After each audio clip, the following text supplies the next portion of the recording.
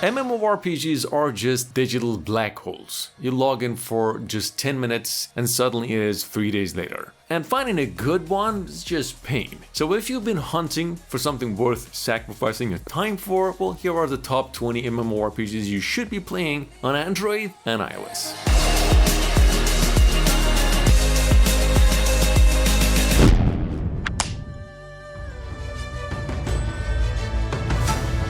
We're gonna be kicking off number 1 with Sword of Justice, and not only because the game was just released yesterday, but because Sword of Justice is that rare MMO that just comes once in a while acting like it actually respects you. No classes, no pay-to-win nonsense, just you, your build, and just a bunch of NPCs who remember everything you do. You help a merchant, get a discount. You cause trouble, guards swing first. The combat also leans more New World than World of Warcraft, like there's parties, timing, and actual skill instead of hotbar piano, and the world feels like a painted scroll that just decided to go full kung fu. I'm gonna be honest with you, the customization in the game is just something out of the world, because we've seen nothing like it ever. It's possibly the most diverse character customization option you've ever seen in a video game ever on any platform. Not to mention it is a cross-platform support, and for a free MMO on mobile, it's just shockingly legitimate.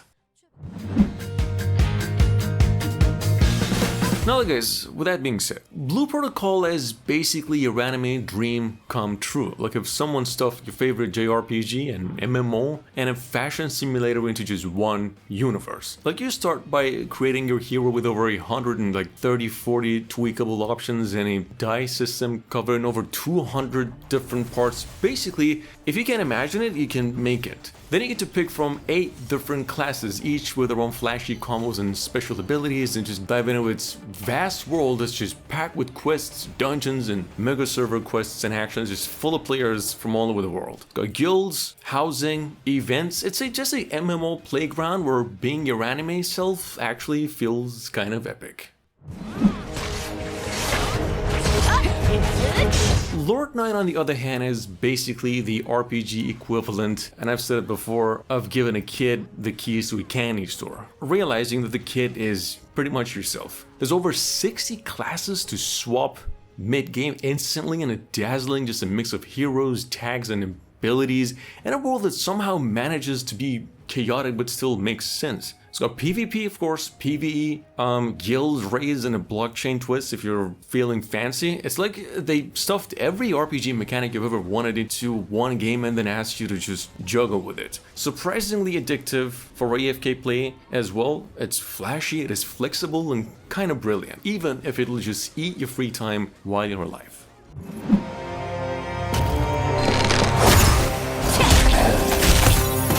Legend of Ymir number 4 is basically World of Warcraft meets Ragnarok, if Blizzard suddenly discovered blockchain and NFT. Although a lot of players right now are complaining over the game's slow nature, not being able to get into the game as fast as, we should, but the Unreal Engine 5 graphics and server battles so huge, they make games like Crowfall look like a LAN party. So that kind of makes sense right now, with the developers are pretty much being responsive as much as they can. You've got 5 classes, there's a ton of marketing around player-led servers and crypto rewards. PvP is massive, loot is shiny, and you can technically earn Bitcoin while farming. So if you wanted your grind to double as a side hustle, well, Ymir's pretty much got your back.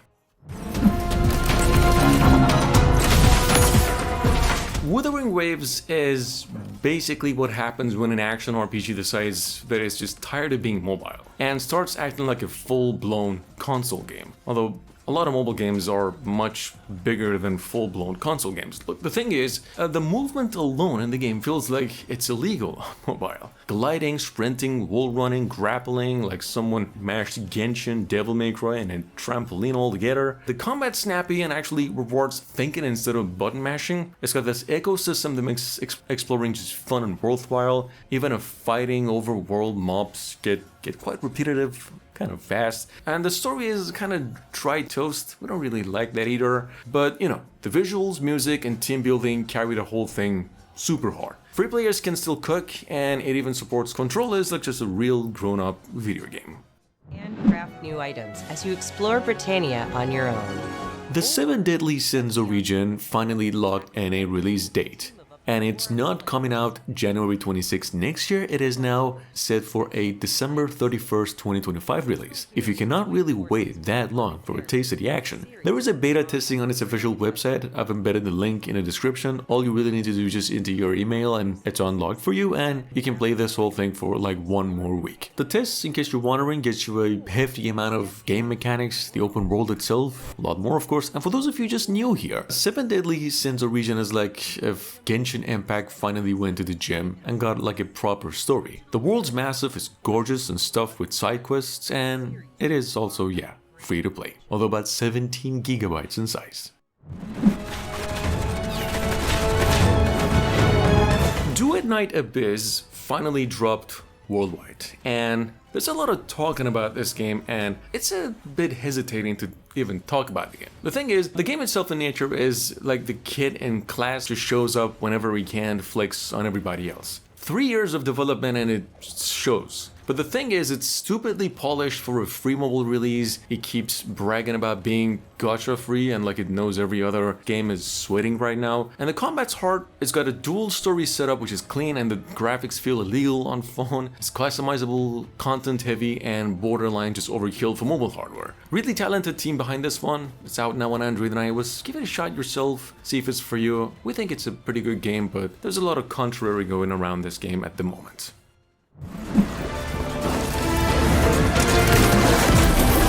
Remember, this is a MMORPG list, and it's for everybody. And for a little bit of a shift, Destiny Rising has been on Android and iOS, and it has topped the second most downloaded and highest rated MMORPG of the month on the platform. I mean, this game's already sitting there with 10 million downloads, and it's nothing short of a thrill. Imagine like Destiny and Warframe had a baby in the same universe, but this also optimized for quick, smooth gameplay on phones. You're diving into co-op missions, competitive multiplayer, and a fresh alternative timeline full of these unseen corners of the Destiny's universe.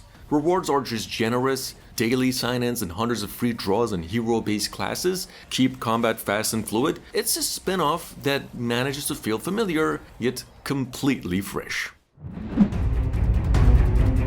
Odin Valhalla Rising's gone global, and it is a beast of a game. After pretty much crushing in Korea, where it was initially released, this Norse-themed MMORPG is now on mobile and PC worldwide. No loading screens, full open world, and crossplay built in. Besides it's a bit of a 30 gigabytes plus problem, it's just a pretty charming time to be had. 4 classes to choose from, a 30 versus 3 war system, it's got raids in massive scales, and dungeons that really don't mess around. In fact, the global version hits even harder with better graphics, smoother UI, and launch events drop in a free legendary mount if you start today. If you're into MMOs and you can handle the size, now is the time. Going down to number 10, it is a game Once Human. Now, you can either go Destiny Rising, you cannot really go wrong with Destiny Rising, or you can otherwise go with Once Human Mobile, which is the equivalent of Rust and The Last of Us, and also Destiny Rising at the same time. Like, they all had a noisy baby, except this kid's got some golden vocals. It's survival MMO, the world's wrecked by aliens, monsters roam around everywhere, and you're just trying to stay alive. You gotta gather loot, craft gear, build a base, and just fight off all kinds of creatures or just other players if you're feeling bold. Dark game, gritty, and just full of weird surprises. You can squad up or go solo, explore different zones, and even farm or trade. And on top of that, well, PvP is intense. It runs smooth, connects with PC players, and if you like survival games with loot, monsters, and just a touch of mayhem, madness all over the place, Once Human really delivers in that area. It's about 20 gigabytes in size. Being in early access for over half a year and a soft launch for a couple of months, Sunday City is finally out on Android, and it's definitely got some improvements. First of all, for those of you who missed it, it's a life sim, low poly open world social game like the sim games, except you've got actual freedom. Maybe the other game, Second Life, would have been a better example, but I don't like that game. You're here to create a virtual life and build a business empire, I don't know, own a pet, make decisions, participate in competitive actions and stuff. It's that kind of game. It's free, about 2 gigabytes in size, and plays online. Available in its global form if you've missed it before due to limited regions, well, Persona 5 The Phantom X is just pretty much yours entirely, wherever you are. And it somehow manages to cram that whole Persona vibe, teenage angst, metaphysical mayhem, and jazz voodoo and all that into your phone without exploding it. It's a pretty stylish and moody game in nature, and it actually feels like a Persona game, which is pretty good on mobile. It's gacha, but not the kind that makes you remortgage your house. The polls are fair and you can play for free just fine. The story starts slow, like every other Persona game of course, but the tone is super spot on. And it's all just drenched in that old Tokyo coolness vibe you're pretty much never gonna see for yourself, unless you're going to Japan. On the other hand, at number 13, we have Solo Leveling Arise, which is basically what happens when the main series' character gets his own ARPG all the way to the max. You grind dungeons, summon shadows, and just power up so fast it makes every other gacha look lazy that you're not going to be able to pretend that the stamina system isn't there because it comes around and it slaps you really hard. Combat's flashy, skill feels weighty, your shadow army makes you feel like a tiny little god smacking around every little mob. The story sticks to the series, which is neat if you are invested in the story, but you can also expect loot grinding, gacha pulls that eat your time, and maybe even your wallet at sometimes. It's a pretty fun game if you like power fantasies, lots of repetitive dungeons, and I don't know, overall just feeling OP. If you missed it previously on the channel, well, the Game of Thrones Kingsroad's out now in its global form, and I gotta be honest, Kingsroad is just a straight follow-up with about 90% Westeros lore and just grind. You're playing as some kids, throwing down on the reel against White Walkers and rolling with Jon Snow himself. It's got a clean combat, it's like Assassin's Creed kind of vibes, but then darker, and that old messy political Game of Thrones drama. But microtransactions exist, and they kind of ruin everything. And they're just too real to ignore. If that's a no in your book, skip it. Otherwise, you'll be happy to know that cross progression lets you dip from phone to PC and just keep flexing anywhere you want.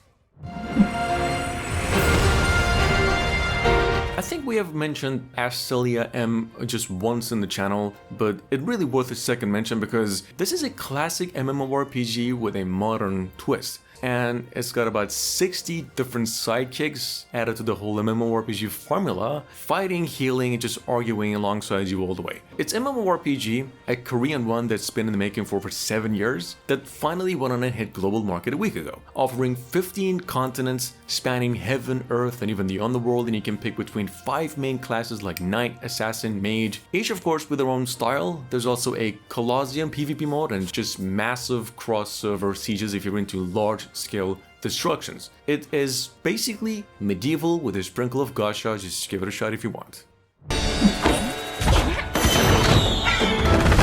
Look guys, Blade and Soul Heroes just launched worldwide, and it's kicking things off as a full prequel to the original MMORPG. It's been out for days and already surpassed millions of downloads on just mobiles, plus you start with a roster of over 40 characters, some fresh, some fan favorites of the series, and each one's got something pretty unique. Like I said before, what makes this game stand out is the dual combat system, meaning you're not locked to just one style of fighting. You can dodge and party in real time, then like flip to turn-based for, story chapters. Cross-platform means playing anywhere, anytime you want, and the first expansion just hit today.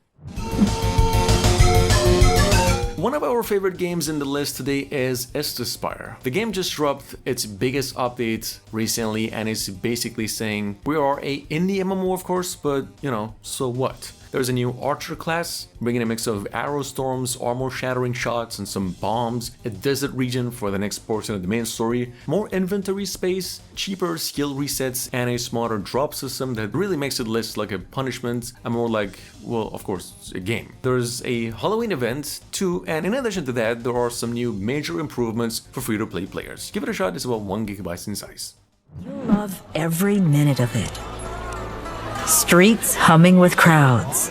Coming in at number 18, it is the game Where Winds Meet. The developers just dropped a new trailer that's just pure insanity to the max for a mobile game, 10th century Chinese charm and just a ton of swordplay done right, except it's still in the making. But here's the good news. The game is actually coming out November 14 and it might just land on mobiles on the same day as the consoles. The full game. A solo story, 4-player co-op, PvP, guild is all here. Open world that's just gorgeous, alive, and full of surprises. If this game does not grab you right now and immediately, good luck finding another one, because whatever we actually mentioned today is not even coming near this one. Although maybe just a little bit Withering Waves. Anyway. Ares Rise of Guardians is finally landed, bringing some of the finest console-grade warfare straight to PC and mobile. This game is a MMORPG mech third-person shooter in this near-future universe on the siege, where you step in as humanity's savior that's running these advanced mech suits to push back alien corruption and invasions, and the battles right in the middle of them shifts between, ground assaults, aerial dogfights, and it's pretty awesome. You've got 4 different mech classes to swap mid-fight for basically non-stop action. Add in a huge 30-player raid system in this game, a great visual, PvPs, lots of missions in PvE, and you get a game that really keeps everything going on for a long time. If you've been waiting for a true AAA mobile MMO, this might just be it.